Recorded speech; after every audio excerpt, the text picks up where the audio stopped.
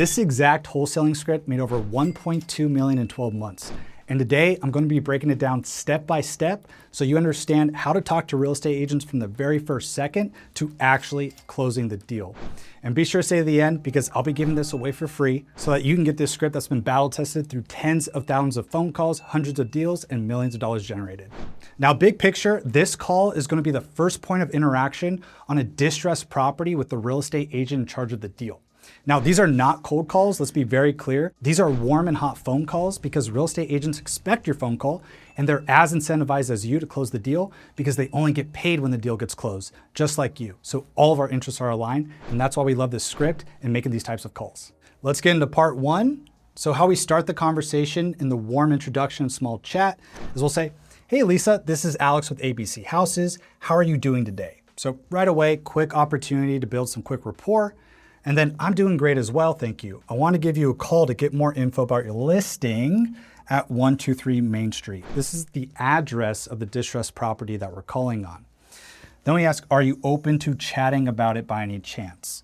9 times out of 10, this agent's going to say yes. The only time they're not going to say yes is if they're busy. The 1 out of 10 times, what we do is if they're busy, just set up a meeting, bam, fam, book a meeting from a meeting. Because this is a distressed property, just because they can't talk right now doesn't mean you can't talk in 1 hour. So find the right time to talk with them because this is a hot deal that you can make $10,000, $20,000, $30,000 on wholesaling. So more than likely, 9 times out of 10, we get the yes. And let's carry on to the next section. This section is extremely important. If you're not doing this, you're probably not wholesaling any houses from the MLS. So let's dive right into it. If you're not an agent, like a lot of you out there, we'll say, great, well, first off, I'm a buyer and not an agent. So would you be open to representing me as your buyer by any chance? Very important lines here, let's break it down. So first off, agents want to work with buyers. Buyers are decision makers. Buyers actually close deals. Agents only make money when the deal gets closed. So you're the exact type of person that this agent wants to talk to. So 30, 45 seconds in the phone conversation, it's perfect. We're aligned, they want to talk to us. The next question, the next line is very important. So would you be open to representing me as your buyer by any chance? Right here, what we just said to this agent is if they represent us as their buyer's agent, they'll make twice as much money than any other offer that they're not representing. So it's very important you understand this. Let's break it down. So a listing agent, when they're listing a property, will typically make a listing commission. So let's say in this case, they'll make $6,000 for selling this property. Well, if we have them represent us as our buyer's agent, what we do is we cut out the buyer's agent that most people typically have. And then this listing agent will get the buyer's agent commission. So instead of this agent just making $6,000 selling the property, they represent us as the buyer's agent too, and they make $12,000. So let me ask you this. Would you rather work 40 hours in a week and make $6,000 or $12,000? We'd probably make $12,000. We'd like to make that, right? That's the situation that we put this listing agent in. And now when we incentivize the real estate agent, what happens? They want our offer to win because if our offer goes through, they will make twice as much money. Now, I've been able to make thousands of phone calls through this. And very quickly, I learned that this needs to be in the beginning of the conversation. If you wait until the end of the conversation to ask this, I've had agents say, Alex, why the heck didn't you tell me about this? Why didn't you ask me this in the beginning? I would have told you more information that would have allowed you to make a better calculated offer. Dual commission is what happens. The agent gets the opportunity right away to make twice as much money. And this will just open them up in the conversation and builds a lot of rapport. Now, if you are a real estate agent too, I work with a lot of real estate agents that want to wholesale instead of just get listing commissions or drive a buyer around for 6 months that then they send in one offer. Instead, when you can wholesale, you can send an offer every single day for yourself. So if you're an agent, here's all you say. Great, well, first off, I am an agent, but also an investor, and will be acting as a buyer in this transaction. Are you open to representing me as your buyer by any chance? So once again, as an agent, right, there's a lot of agents who have access to the MLS. They have no idea what they're doing. They don't know why they're not getting deals on the wholesale side. And it's because they're trying to represent themselves still. They're trying to hold on to the $6,000 commission when people like me are coming in here incentivizing this listing agent with dual commission. So if you're an agent and you want to wholesale, forego that buyer's agent commission and offer it to the listing agent so you can actually become friendly and they want your offer to win. So it's very important too, as a real estate agent, that you disclose that you're an agent. So we're disclosing that. That's why you want to do it. Now, if the agent can't represent you as your buyer's agent, here's what we say. Oh, alrighty, is there anyone you could refer me to that could represent me as my buyer's agent? Possibly a referral or someone at your brokerage. So this is the very next best thing that you can do to increase the likelihood of your offer going through. Because let's break this down. A referral, when you're a real estate agent in the space, typically when you make a referral, you'll get 25% of that referral's commission. So if they refer a friend to me who represents me as my buyer's agent, they'll get 25% of this $6,000. And that is an additional $1,500. So if this agent accepts my offer, they'll make $7,500 versus if they accept anyone else's with a buyer's agent, they only make $6,000. So once again, I'm incentivizing this agent to accept my offer. Also, additionally, if they refer a friend, they want their friend to win. They want their friend to get this commission, and they want their friend to be able to close this deal. So I'm working my way to being on the same side of the negotiating table with this listing agent by incorporating this referral. So this is exactly what you do. Now, if you can't get a referral for whatever reason, use your own license or another investor-friendly agent that you can work with. Better yet, another ninja tip, waive the buyer's agent commission. Waive the buyer's agent commission, submit an offer, because that will make your offer stand out. Now let's go to the next section. Seller's reason for selling. So in this next part, we ask, great, so I'm curious, what's the seller's reason for selling? What we're doing is we're getting the motivation of the seller. This is not going to be on a listing sheet. This is not going to be public information. This only happens from making a legitimate phone call to the real estate agent and asking this question. When asking this question, the agent could tell you that, you know what, the seller's going through a pretty messy divorce. They have a lot of bad memories in this house. They haven't fixed it up for the last 6 months as they've been going through this divorce, and they just want to get something around the list price. Well, that signals a ton of motivation. You can also have a real estate agent tell you that this seller just wants the highest offer possible. They want to be the highest selling home in the area. They don't really care about selling this house too much. Two completely different scenarios. One's a very hot lead, one's definitely not as hot. So asking this question will allow you to get the motivation, and then will allow you to have leverage points to use later on in the conversation. Now, I've had people that need to move in 30 days, and I helped them get a U-Haul. I leased back their property to them. I ran it back to them because they need the proceeds from this property to buy the next property. There's a lot of things an agent can tell us that if we can be that knight in shining armor, that solutions provider, it can come out in here, and then we can be the most accommodating offer. Part 4, overall condition of the property. Now here, I'm going to use the photos that are on the MLS as the entry point. If there are a lot of photos of the property on the MLS, I'll say, gotcha. So I noticed a lot of photos of the property here, and I appreciate you uploading them. They give us a great understanding of the property's current condition. Now, from your perspective, what would you say is the overall condition of the property? So whether there's a lot of photos or not, I'm going to ask this question because I want the agent to tell me about this property as much as possible. If we're calling on a distressed property, it's going to help me when this agent talks about how distressed this property is. When they tell me there's a hole in the roof that looks like someone fell through, that's a good thing. When they tell me there's mold behind the wallpaper, that's a good thing. These are, once again, leverage points that when I'm gonna go speak about my offer later on and give them it, I can use this as leverage. If you never talk about this with an agent about what's going on in the property, how do you actually make a calculated offer? Maybe you can look at the photos, understand everything that's going on, but when you actually talk to the agent and have them talking, you're the one asking questions, they're going to like you more. The more they talk, the more that they're going to like you. The more when you bring up your offer, they're going to understand that you have the most information about this particular deal.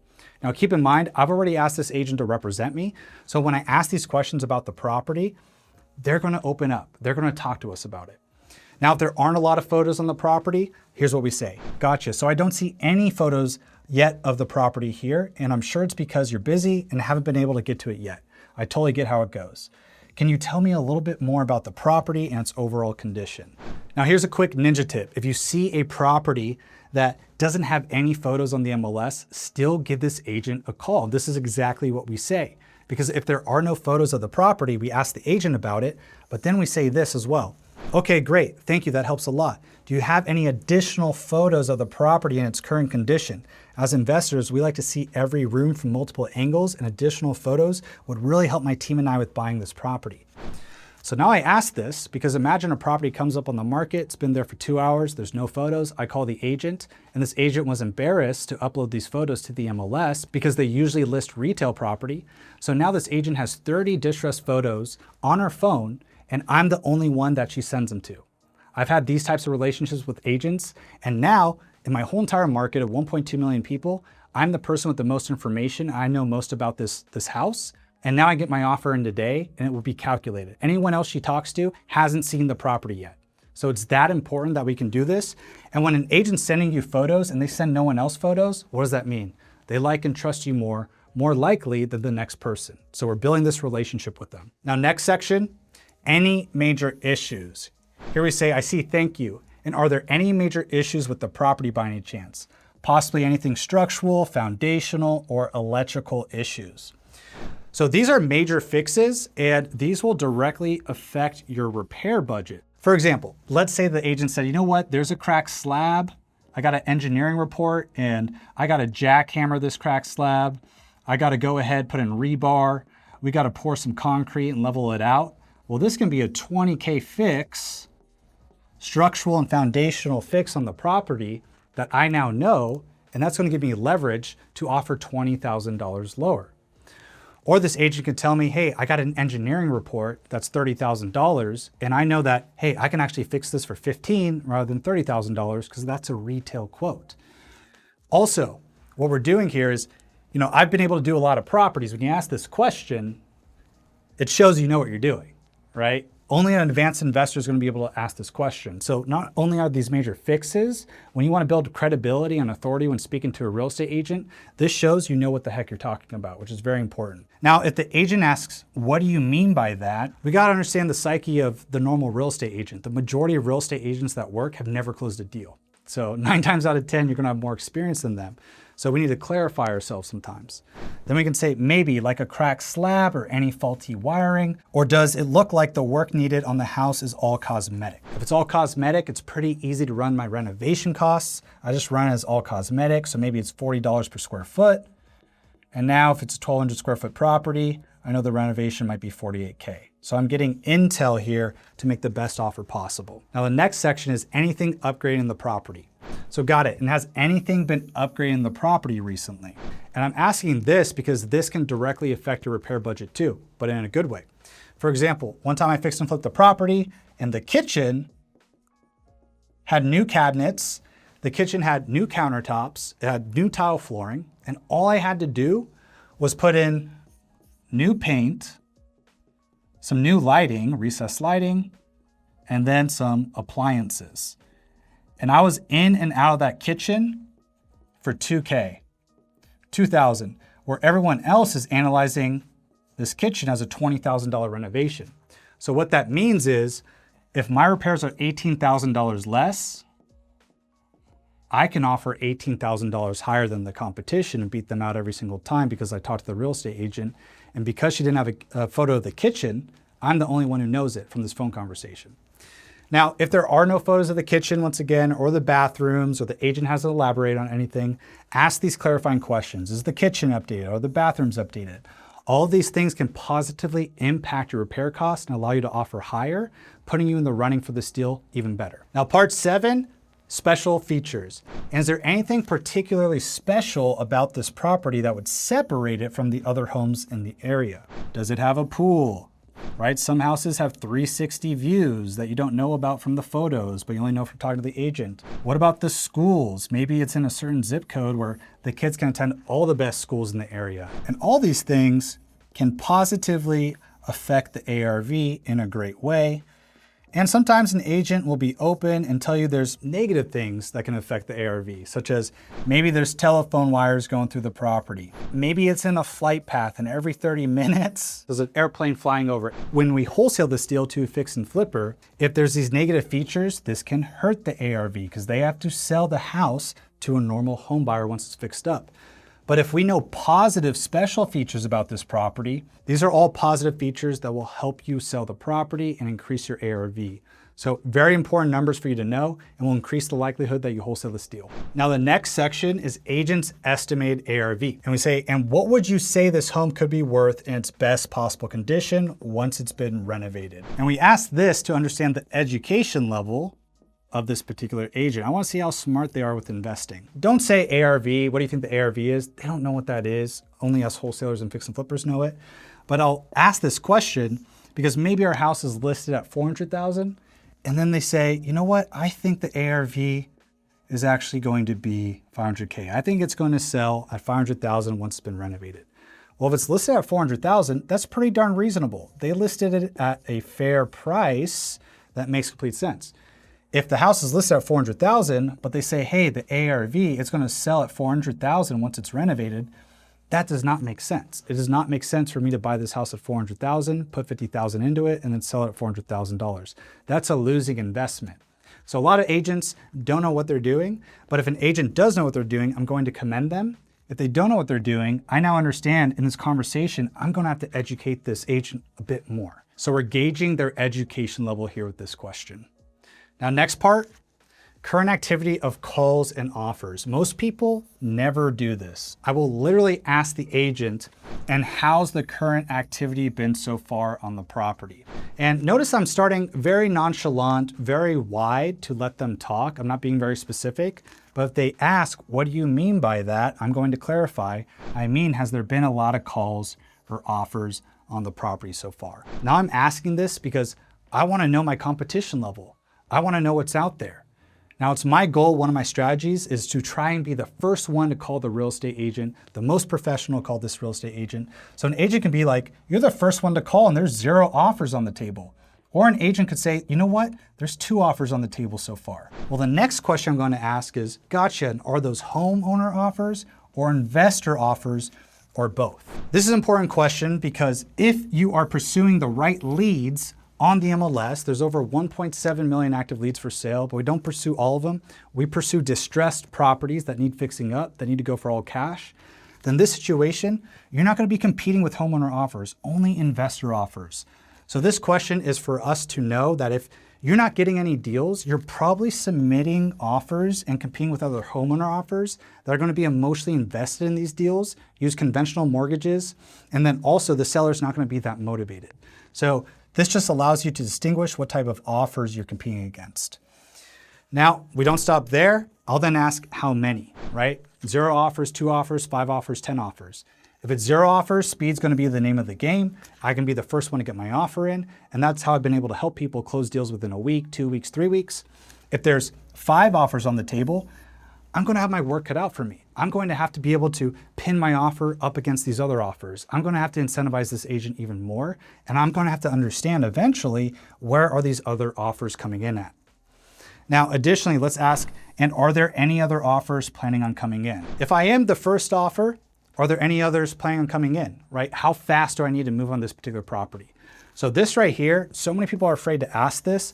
I understand exactly what's going on with the entire competition. So you never get what you just want and hope for in life. You got to ask for it. And these are precise questions you need to ask, because if not, we'll ask them, we'll know where you stand, and then we'll be able to pin our offer up against yours, beat you out every time. Now, part 10 is purchase price to lock it up. So gotcha, and what price do I have to come in at today to get it under contract? Literally, we're asking the agent this. When you ask this, just be silent.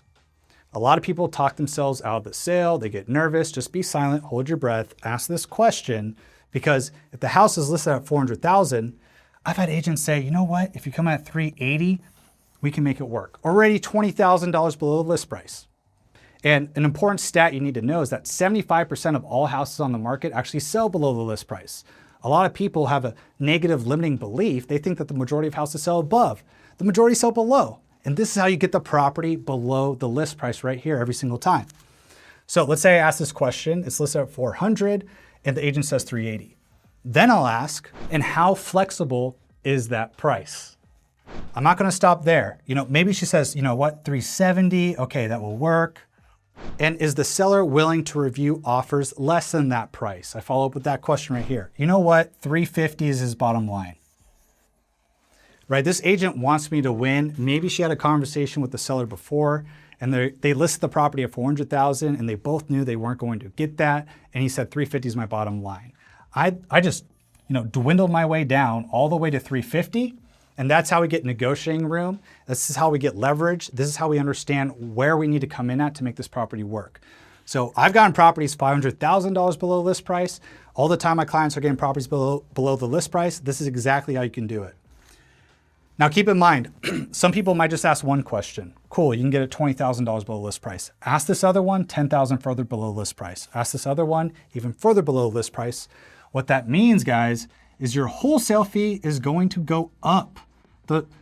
The more you get it below the list price, the higher your wholesale fee. So these questions are absolutely vital. Don't leave this out because you'll be leaving tens of thousands or hundreds of thousands on the table every single month or every single year. All right, part 11 is specific offer terms. Are there any specific offer terms your seller would like included in the offer? So now we talked about price. I got the ballpark range where we need to be. With specific offer terms, what I'm trying to do is understand, when does the seller need to move? Maybe the seller doesn't want a quick 14-day close. Maybe they want that 21-day close instead because they got some stuff to do. Okay, great. Maybe the listing agent tells me, you know what, everyone's sending me a 7-day inspection contingency. If you can do 3 days, that will make your offer more desirable. Remember, this agent's on my team. They're going to tell me intel to help me try and get this deal. And this is how I can make my offer more accommodating and way better. It may not be the highest, but I can make it the best offer. So inspection contingency, maybe they say, you know what, everyone's putting in an EMD of $10,000. If you can do a $20,000 EMD, earnest money deposit, that'll make you look much more serious. And I think the seller will like that. So perfect. This doesn't matter how much I put in for the EMD or not. This is a refundable deposit. It just shows that I'm more serious and it's typically due within 72 hours. And most of the times we're wholesaling it before this EMD is even due, so we don't even put that money in. When negotiating with wholesale real estate, fixing and flipping, working with real estate agents, a lot of the times we want to be flexible in our terms and accommodate the seller. So some people will stick to their guns. As an investor, you don't know what you're doing. You think that every seller wants to close 14 days or sooner, and they don't. Some people need to close in 30 or 45 days, but they still need a cash offer.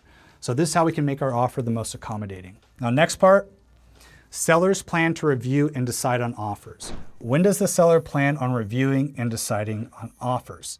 Now we ask this because let's say you call an agent, it's Thursday at 2 p.m. and they say, you know what, today at 3 p.m. Agents won't tell you everything you need to know.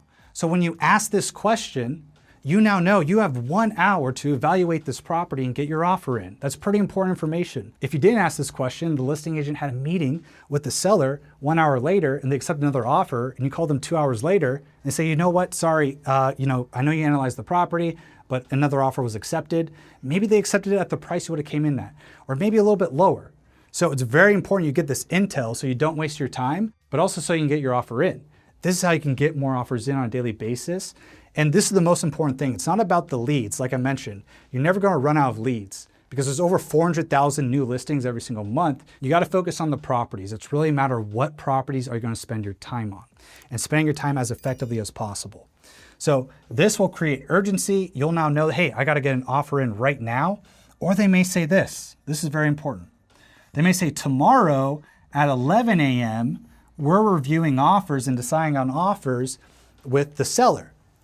So then what you do, take note of that because at 10 a.m., once you get your offer in, the next day you're going to call this real estate agent and you're going to say, hey, where do we stand? Do we have to change anything in our offer in order to be first in the running? So this is what I learned really early on because I missed out on a deal because I didn't check in with the real estate agent and then they just accepted another offer that was $1,000 or $2,000 higher than me. I could have adjusted my offer and got an $18,000 wholesale fee instead of a $20,000 wholesale fee. So this is where you get intel, you get buddy-buddy with the agent, and maybe you got to adjust your offer terms. Maybe you need a 1-day inspection instead of 3. And that's going to be the thing that's going to get you in first place. That's the thing that's going to get the seller to accept your offer. So know when the seller plans on reviewing and deciding on offers, Because if it's today, you can still get your offer in, you can act fast. If it's tomorrow, you know you need to call that agent, check in with them, and adjust your offer where need be. Now, part 13 is other representation. So great, and are you currently representing any other buyers on this property? I'm asking this because I need to know if there's 2 other offers on this property and they're both offering dual commission to this real estate agent. I'm gonna have to compete on price, or better yet, I need to incentivize this agent even more. So one way I can incentivize this agent is ask them, hey, do you wanna relist the property once my fix and flipper fixes it up? Because maybe this real estate agent that's listing a distressed property, maybe their dreams and goals are actually to list and resell beautiful renovated property. So I can offer that once I wholesale the property to my cash buyer and have this listing agent list it for 1%.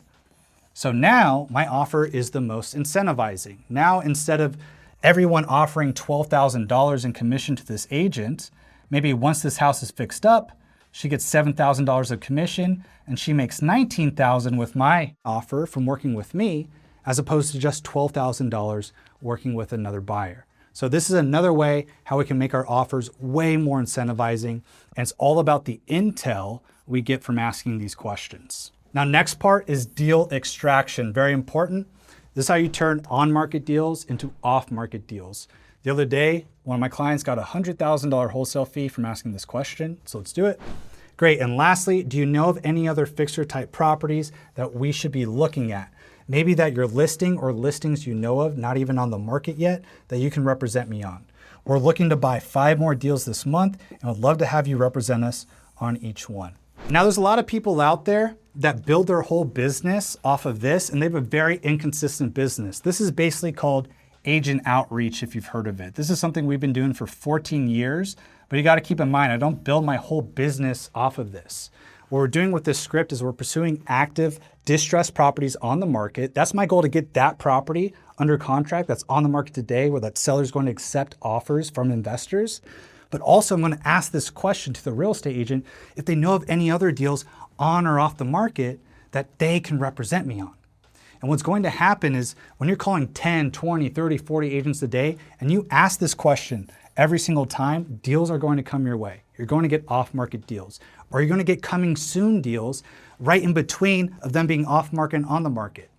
So you got to understand, every property that's ever on market started off the market, and all of these agents, they're trying to get these off-market listings to put them on the market. So this is a huge way to amplify your business, and maybe this can make you get 5, 10 more deals a year. And I wouldn't rely just on agent outreach and reaching out to a bunch of agents, because as you can see, I already have a ton of rapport now. They know me as a serious buyer now. Now that I've asked this at the end of the conversation, they understand they can make 2 or 3 times as much money working with me. The main point here is if you focus on the market, you can get consistent deal flow, 3 to 5 deals a month. And then these deals from asking these agents if they know of any other listings can trickle in 5, 10 other deals a month. And that's more than most people are doing every single year with their business. So it's a pretty good question, don't forget it. Now let's check out part 15, which is wrapping up the call. Here's what we say. Awesome, well, I just wanna let you know we're in this business to build long-term relationships. We're not going to come in with some wild random offer price. Our offer will be justified with thorough research. So I'm saying this because all the newbies out there, most people that are inexperienced, are coming in with wild high offer prices they can't stick to. And so now I'm going to meet with my team to discuss the property in depth, and then I'll be able to get back to you as soon as possible with where we can come in at to make this property work for all of us. Does that sound good? So my students that I help to wholesale will analyze each and every one of their deals to make sure they can make the best offer possible. And so they just always say with my team, so I encourage you to say that as well. I want this agent to know that this isn't gonna be a lowball offer, this is gonna be a calculated offer. I'm really gonna crunch my numbers. I'm gonna give them a no-nonsense genuine offer that I can stick to. So I'm letting them know that's exactly what I'm going to be doing. So I'll end the call with, great. Well, Lisa, it was such a pleasure speaking with you. I'll be calling you back shortly. Talk soon. So this is how we wrap up the first call. Understand, this is called the discovery call. We're not making an offer willy-nilly on this phone call. This is what a lot of newbies do. You don't have the information, you make an offer that you can't stick to, and then you got to backtrack, and it doesn't look professional. So instead, we take this information we now have from the agent, and we crunch our numbers for the A.R.V. We look at the comparable properties. Was the agent right on their A.R.V. or were they not? We now calculate the repair costs because now we know there's a cracked slab, or we know additional information, or maybe the kitchen's renovated and we take that out of our renovation budget. That then allows us to understand the purchase price, which is our offer price, which we need to present to the listing agent on the very next call. And it's something we can stick to. We're not going to adjust, we're not going to change. So from there, we're able to know our wholesale fee. So let's say, for example, we wanted to make $20,000. Let's proceed on how we close this deal. So we analyze it very quickly. Keep in mind, you might call this agent back 15 minutes later or 30 minutes later. And I'll go back real quick so you understand how I end the call. Because I used to say, hey, I'll call you back within the hour. Instead, I just always say as soon as possible. Because very early on, once I had volume and had 20 properties under contract, I could end a great discovery call, but then another agent's calling me back on the deal, or I got a counter that I got to negotiate with right away. So I don't stick to a micro commitment of within the hour. I say as soon as possible. And so I might be able to get back to this agent within 30 minutes. And I also work with a lot of people that work full time, and maybe they can only analyze and make discovery calls at 8 to 9 a.m. And then you know what happens? They got a lunch break. Now they got to make their close call. So 3 hours later, they make the close call. That's still fine. That's how a lot of us get started. So let's dive into the close call. Let's close it. Let's get the contract. Part one is warm hello and reestablish rapport. So, hi agent's name. This is Alex. How's everything going? So I already asked how their day is going. I'm checking back in. It's either 30 minutes or maybe 3 hours later. Awesome. I'm doing great as well. I want to give you a call back as soon as possible on 123 Main Street. We're really looking forward to getting an offer in today and having you represent us. Now, real quick, if an agent's worth their salt, maybe they're listing 5 properties, and in between now and 3 hours when we call them back, maybe they talk to 10 other people. So I'm very quickly reminding them, this is Alex, not Alex Martinez. I'm your friend. And then additionally, say the address name. So in their brain, oh yeah, Alex with 123 Main Street. And then we're looking forward to getting an offer in today. I'm not kicking tires. I'm pretty serious, and having you represent us, right? So I'm bringing up, if you work with us, you're gonna make twice as much money. So very important. It's how we reestablish rapport. We get them in the right frame for the next part. So part two is supporting evidence and the ask. So let's talk some numbers on the deal. Sound good? Great. I just finished meeting with the team to thoroughly analyze the property. So the renovation costs, closing costs, holding costs, everything involved in bringing this property up to current market trends. After accounting for everything, we can get an all-cash offer in today with a 7-day inspection, a 14-day close, and we can offer $350. Now be silent. So $350 is your offer price that you want to say on your property, and just be silent, because now the agent's going to think in their mind, and you know what they can say? They can say, yes, it's going to happen. This is how you can call on a property that's distressed today. You get all this intel, all this information. They told you the range of 350 to 400 works, so you offer at 350 and you get under contract. That's how we do it. Now, additionally, you can have a couple objections, like maybe the seller wants the highest and best, or that's too low. And what you got to do, you got to celebrate objections, because when an agent tells you no, it really doesn't mean you're not going to be able to get your offer in, right? Most agents have never closed a deal. They don't know what's a good offer or a bad offer. So what we have to do, you have to look at as an objection, as an invitation to prove yourself and to prove your worth. So objections, we have to look at them as deal multipliers. So I'll get to those objections in a second. This is how you 2x, 3x, 4x, 5x your deals, because most people, when they get one objection, they say, oh, okay, I'll talk to you later. Oh, the MLS doesn't work, because you're not handling objections appropriately and still getting your offer in. You got to fight to get your offer in. It's one of the most important things. Right? It's not about the leads. It's not about how many calls you make. It's about how many offers you get in and submit. All right, now let's proceed in the scenario where we had a great discovery call. We built rapport, and the agent says, you know what? Yes, that works. So great. I'll send the offer terms with our proof of funds right after this call to your email. Once you get the contract sent over to me, I'll be able to sign it and get it right back over to you. Does that sound good? So right away, if you've never closed a real estate transaction on the MLS, this is exactly how it works when the listing agent represents you. So you're describing what's going to happen play by play. You're leading them to the promised land. Very important that you do this, because it shows you know what you're doing. Now the next part, very important. Awesome, and just to confirm, is the best email to send the offer terms to is, and then say their email name. Confirm. On the listing sheet, their email should be there. You asked this question because I've sent offer terms to an email that the agent doesn't use, even though it's on the listing sheet. So confirm that email because we want them to get our offer terms on where we're offering, our inspection contingency, our EMD amount, our closing time frame, so they can write up that offer, send it right back to us, and then we can sign it and get it right back to them. Next, we say, great, and will you be sending the contract over using DocuSign or does it need wet signatures? So DocuSign is just a digital signing service. Essentially, I'm asking, is it a digital signature? Wet signatures is you got to print this contract out, sign it, scan it, send it back. So 9 times out of 10, it's going to be digital. And if it's not DocuSign, it's going to be something like zip forms. The 1 times out of 10, it's going to be wet signatures. So you're just clarifying. And once again, when you say this, it shows that you've closed deals, and agents want to work with experienced decision makers that know what they're doing. So definitely say this. Now, lastly, okay, great. So I'll go ahead and send over all the terms for the offer via email right after this call. What time do you think you'll be able to send the contract back over? Another very important question, because if it's 1 p.m. right now and the agent says, hey, I'll send it by 2 p.m., we don't hope and we don't pray that we somehow get offers sent to us and signed. We push deals forward. We're going to be positively persistent. So you get this time. When can you send it? If it's 2:05 p.m. and I don't have that in my inbox, this contract that I need to sign, that's very important because we got to look at that like $10,000, $20,000, $30,000. I'm calling this agent right at 2:05 and I'm saying, hey, Lisa, you know what? I wasn't able to see that offer in my inbox, the contract. Were you able to send that by any chance? I'm just checking my spam folder right now. I don't see it.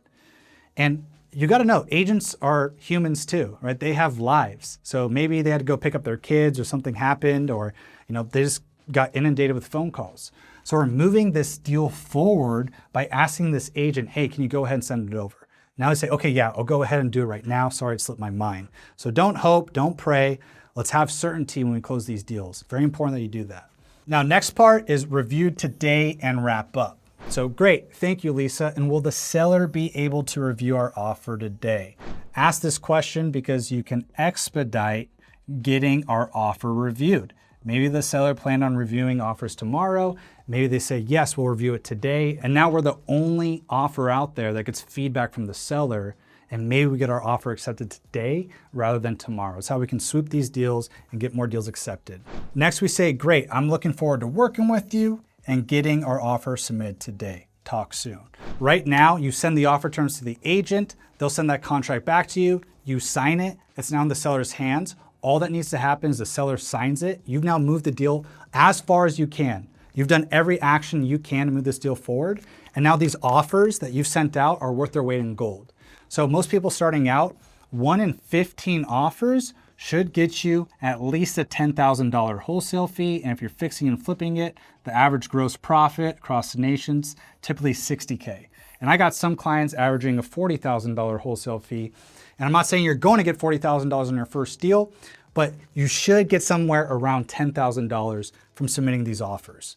So you got to understand as well, when we submit these offers, it's not just about getting the offer accepted right away, because about 50% of the time, an offer is going to come in higher than you from a competitor who doesn't know what they're doing. And the only way you're going to get that property under contract is once 2 weeks goes by and that offer falls out, they can't actually perform. Like a lot of people can't perform, but because you actually submit an offer, this agent then calls you back because the next people a real estate agent's going to go to are the people that have an actual real offer in their inbox.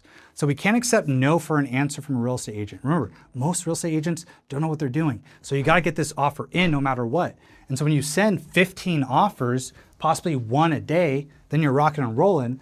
But not only are you going to get active properties under contract right now, you're going to get pending properties under contract where other offers get accepted and then the agent calls you back and then you get your offer accepted and you close the deal. But because you got an offer in, it's the most important thing. And now let's cover the deal multipliers, right? I told you I was going to cover the top objections. These you got to master. And I got about 9 more inside the script, so be sure to get it at the end of this. But these are some of the most common objections. So number 1, higher investor offers. Totally fine. So let's say we drop the price to the real estate agent of $350, and then they say, no, we have higher offers than that. Well, what I'm going to do, you'll see, I'm going to seed doubt, right? I've done more transactions than this agent. You got to act as if that's the same for you. Now, If I didn't ask this question earlier, which I should have, but if I didn't, I'm gonna re-clarify. Gotcha. And are those investor offers or homeowner offers? Most likely investor offers. Now I'm gonna ask exactly where they're coming in at. Got it. And where are those offers coming in at? Remember, I incentivize this agent to work with me. They want to tell me more intel than the next person. From there, I'll say, gotcha, and do you have 100% confidence in this company with the higher offer? I'm only asking because what we see happening every day is inexperienced investors offering way too high prices, dragging their feet, and they either cancel or ask for a huge reduction at the nth hour in order to actually make the deal work for them. And the last thing I want to do is waste your time and give you a number that we can't stick to, which is why I took the time to meet with my team in order to calculate a reasonable offer given all the costs involved in the project. And with that said, would you be open to submitting an offer in a day and seeing where it takes us? So I'm making it very nonchalant. Hopefully you can see right here, this is like asking for the sale another time, a very important aspect of sales. This is just handling this objection will 2x the amount of offers that you got. This is all it takes to get an offer in, right? We seed doubt. Do you have 100% confidence in this company with the higher offer? There's competition out there that doesn't have an articles of incorporation, doesn't have an LLC, doesn't have a proof of funds. If they do anything wrong, if there's any chink in their armor, as you can see, we're very detailed. We do everything the right way. We're professional wholesalers. If there's any chink in their armor, I'm now seeding doubt. And now they can go ahead and accept my offer and or at least get my offer in. Like I said, I may not always be the highest, but I can be the best offer. Now, once we get the yes, great. So I can go ahead and send over the offer terms and proof of funds via email. Then as soon as you send the contract back over, I can get it signed and back to you. Does that sound good? All right, so we close the deal and let's go to the next deal multiplier. This objection is offer price is too low. So the agent can say, no, your offer is too low, or no, not accepting lowball offers. We have to understand one of the most important stats. 75% of all houses sell below the list price. So if the list price was $400,000, that means our offer most likely a majority of the time should be below the list price. Most people do not know this statistic, so they think they need to offer at the list price or above the list price. Most agents don't even know this statistic. So when you offer lower than their list price, it's a very common objection for them to say your offer is too low because they don't know. They think it's flipped. They think that the majority of houses sell above the list price, right? It's incorrect. But you don't want to tell them you're wrong. That's the last thing you want to do. What we need to do is educate them and also reframe the low offer price, the low ball offer to a calculated offer. And you got to understand that a low offer, completely arbitrary, right? If we submit an offer at $399, $1,000 below the list price, that's someone's opinion. They could say, hey, that's too low of an offer. It's very subjective, completely arbitrary.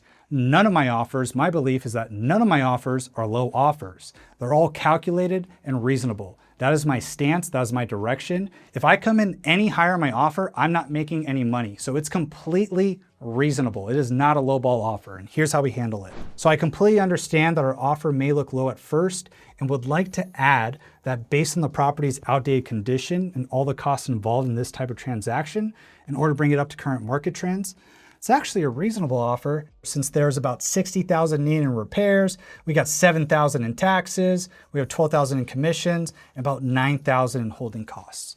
So at the end of the day, the profit we make on the deal isn't strictly what the property sells for once it's renovated, minus the purchase and repairs. There's actually a lot of other costs involved, which I'm more than happy to share with you.